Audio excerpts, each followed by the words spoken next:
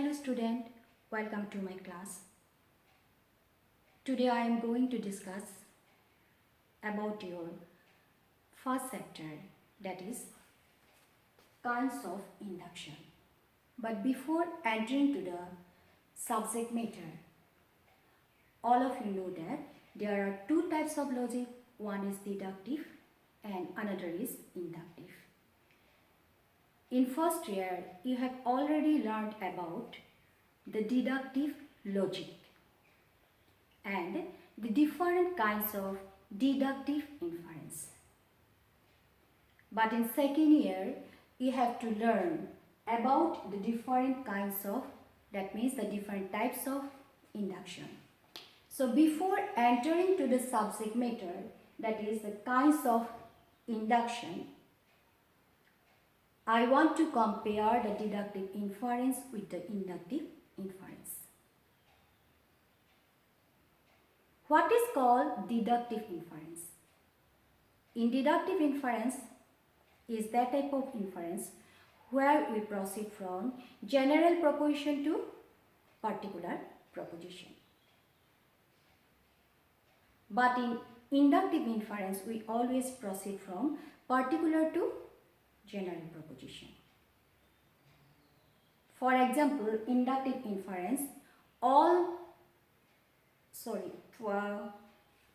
example of inductive inference, Ram is mortal, Hari is mortal, Julu is mortal, therefore all men are mortal.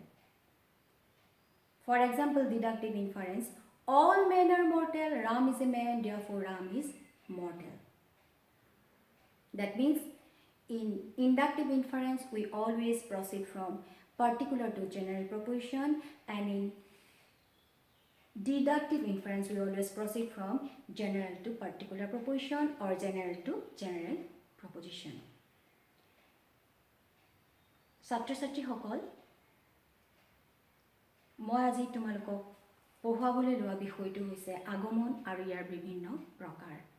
কিন্তু আগমন আৰু ইয়াৰ বিভিন্ন প্ৰকাৰসমূহ পঢ়াবলৈ যোৱাৰ আগতে তোমালোকক মই আগমন অনুমান কাক কয় আৰু নিগমন অনুমান কাক কয় তাক বুজাবলৈ বিচাৰিছোঁ। যদিও তোমালোকে প্ৰথম বৰ্ষত নিগমন অনুমানৰ বিষয়ে বিশদভাৱে পঢ়ি আহিছা। নিগমন অনুমান আৰু ইয়াৰ বিভিন্ন প্ৰকাৰবোৰ তোমালোকে ইতিমধ্যে প্ৰথম বাৰ্ষিকত পঢ়িছা। কিন্তু সেকেন্ড ইয়াৰ তোমালোকে পঢ়িব লাগিব আগমন অনুমান আৰু ইয়াৰ বিভিন্ন প্ৰকাৰবিলাক। সেইটো হৈছে তোমালোকৰ প্ৰথম চেপ্টাৰ সেকেন্ড ইয়াৰ। এতিয়া তাৰ আগতে মই পুনৰ এবাৰ ক'ব বিচাৰিছোঁ আগমন অনুমান কাক কয় আৰু নিগমন অনুমান কাক কয়। এতিয়া কথাটো হ'ল আগমন অনুমানত কি হয়, আমি সদায় বিশেষৰ পৰা সাৰ্বিক বচন লৈ যাওঁ আৰু নিগমন অনুমানত সাৰ্বিকৰ পৰা বিশেষ বচন লৈ যাওঁ।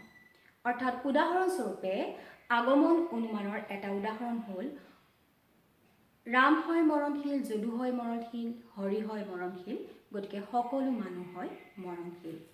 আৰু নিগমন অনুমানৰ উদাহৰণটো হৈছে সকলো মানুহ হয় মৰণশীল, ৰাম হয় মানুহ, গতিকে ৰাম হয় মৰণশীল।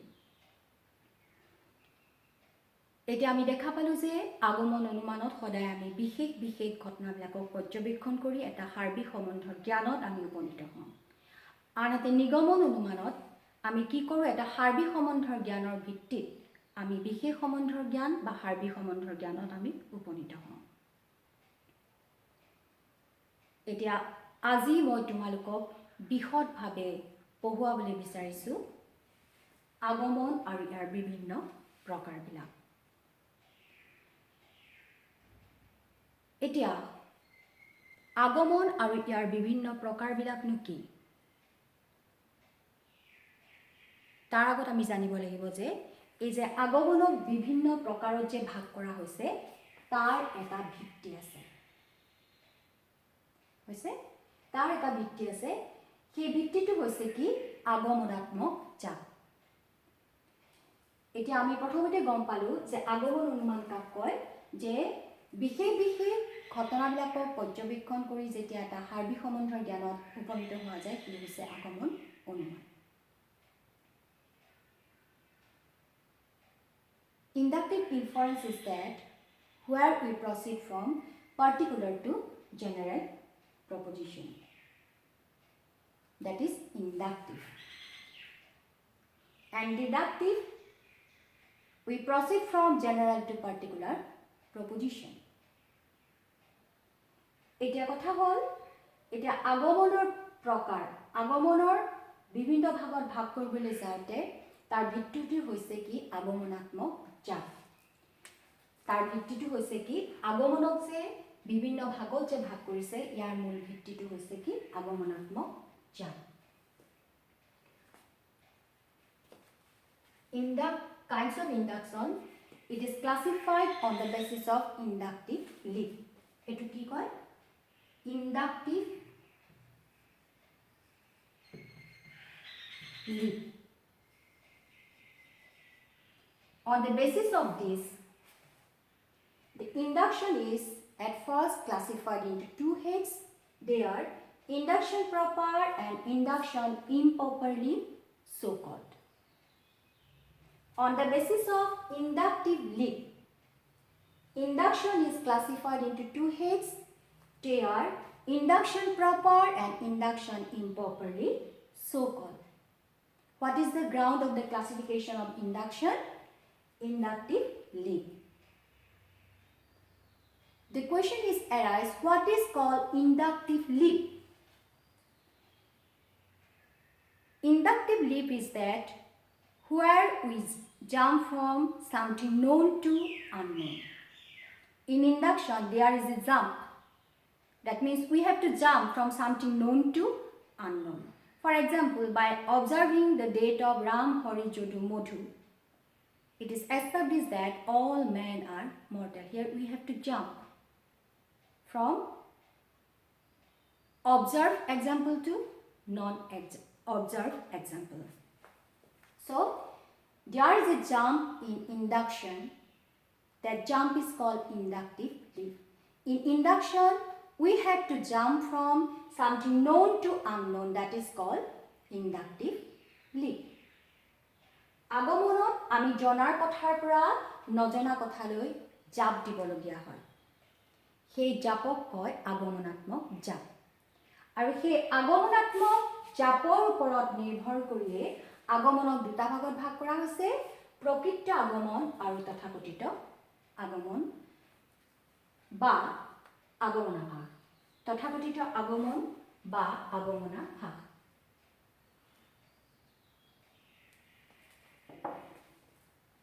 On the basis of inductive leap, that is inductive leap, it is the basis.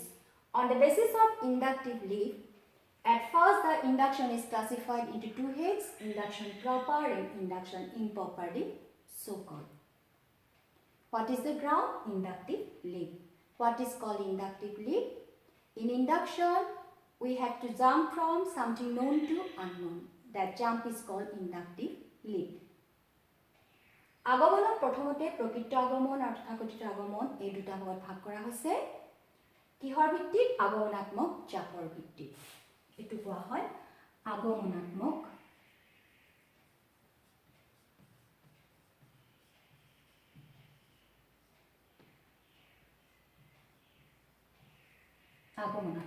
জাপ হল এতিয়া আমি জানিব লাগিব তেতিয়াহলে প্ৰকৃত আগমন কাক কয় আৰু তথাকথিত আগমন কাক কয়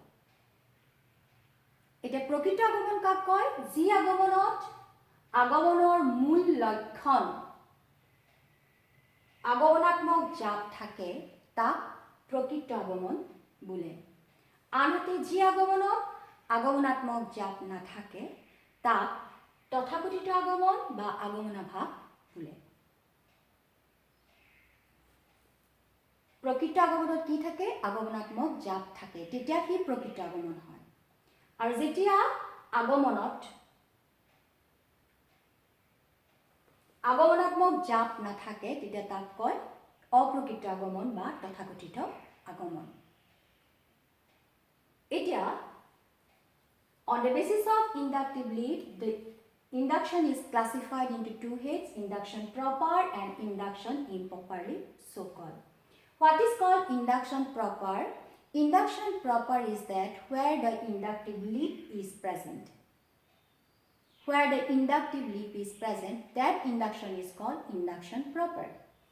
And induction improper is so called. It means where is the inductive leap present. That means this type of induction has inductive leap.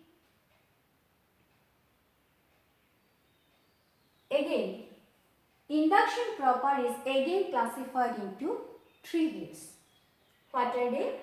Scientific, unscientific and analogy.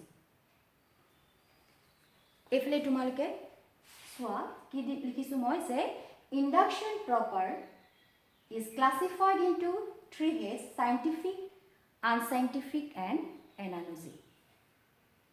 And induction improperly so called. Induction improperly so called. It is also classified into three heads. They are perfect induction, induction by parity of reasoning, and colligation of fact. And what? Colligation of facts. On the base, induction proper is classified into three heads. They are scientific, unscientific and analogy. And induction improper so called is also classified into three heads. They are perfect induction, induction by parity of reasoning and colligation of facts. It is what? যে প্ৰকৃত আগমনক পুনৰ তিনিটা ভাগত ভাগ কৰা হৈছে। সেয়া হৈছে বৈজ্ঞানিক আগমন,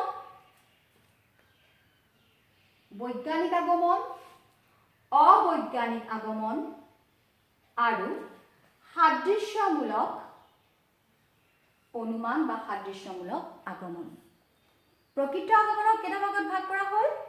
বৈজ্ঞানিক, অবৈজ্ঞানিক আৰু সাদৃশ্যমূলক অনুমান বা সাদৃশ্যানুমান। ঠিক তেনেদৰে তথাকথিত আগমন বা আগমনৰ ভাষক পুনৰ কেইটা ভাগত ভাগ কৰিছে? তিনিটা ভাগত: পূৰ্ণ আগমন, যুক্তি সাদৃশ্যানুমান বা যুক্তি সাদৃশ্যমূলক আগমন আৰু ঘটনা সংযোজন।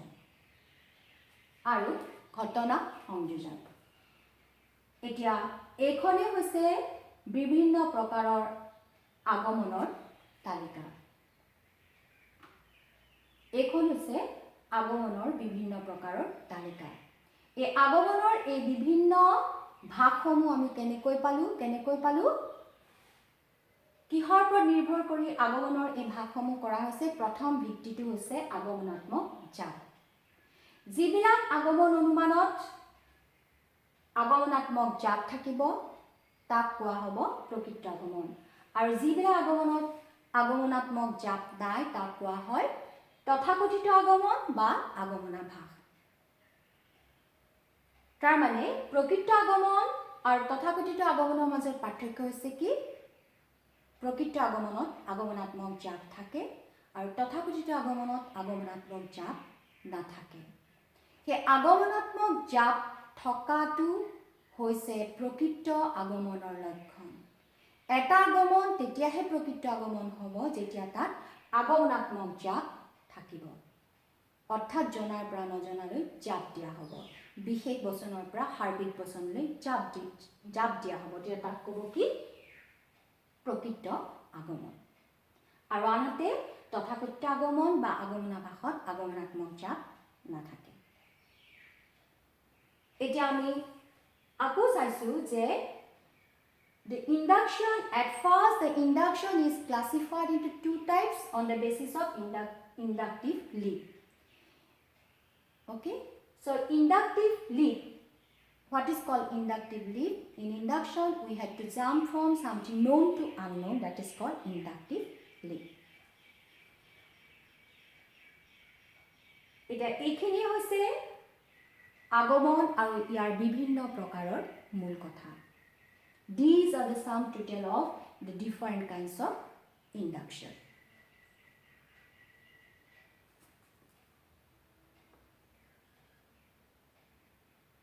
Okay, so these are the different types of the induction.